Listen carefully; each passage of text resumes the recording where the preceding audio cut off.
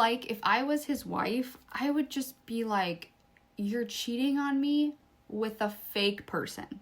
Like, you can't even cheat on me with a real person. Like, that's insulting to me.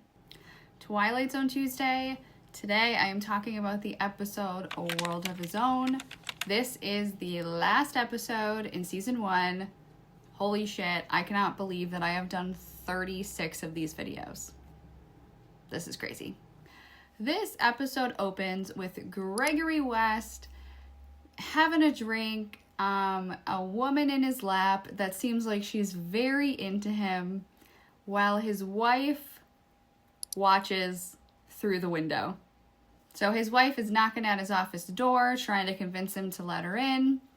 He lets her in. She's looking around, looking for this woman who's gone. She's asking if he has a secret door. She's knocking on the walls. She does actually look kind of crazy. She ends up telling him, look, I was watching you through the window. You had a woman in your arms. She starts describing this woman, and it was like kind of rude the way that she's like explaining it, like jealous woman, obviously. He's laughing and saying like, this is ridiculous. Then he ends up telling her, some of my characters from my plays that I write come to life. And they walk in my office door and they refuse to do what I've written for them. I don't know what's worse.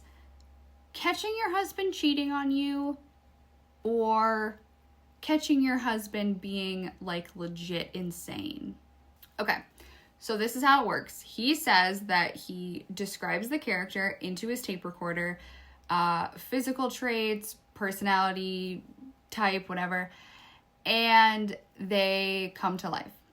When he's done with the character, he cuts the tape, little tape reel, where he describes that character, throws it into the fire, and then they're gone.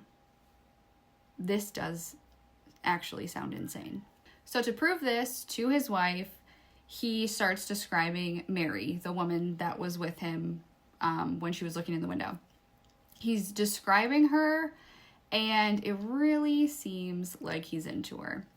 He describes her, says that she is walking in the front door. You hear the front door open. Says that she's walking down the hallway. She walks into the office, and she shows up.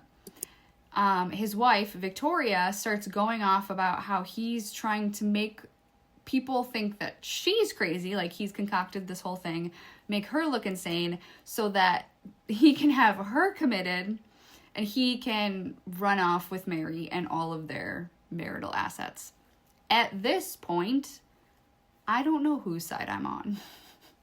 Mary starts saying, like, please don't make me go. I just got here. Don't bring me back. Like, she's obviously in love with him. He says, you know what? Victoria's my wife. Gotta prove it to her. Cuts the tape. Throws her into the fire. Mary disappears. I feel like if I was his wife, I would just be like, you're cheating on me with a fake person. Like, you can't even cheat on me with a real person. Like, that's insulting to me. That's how I feel.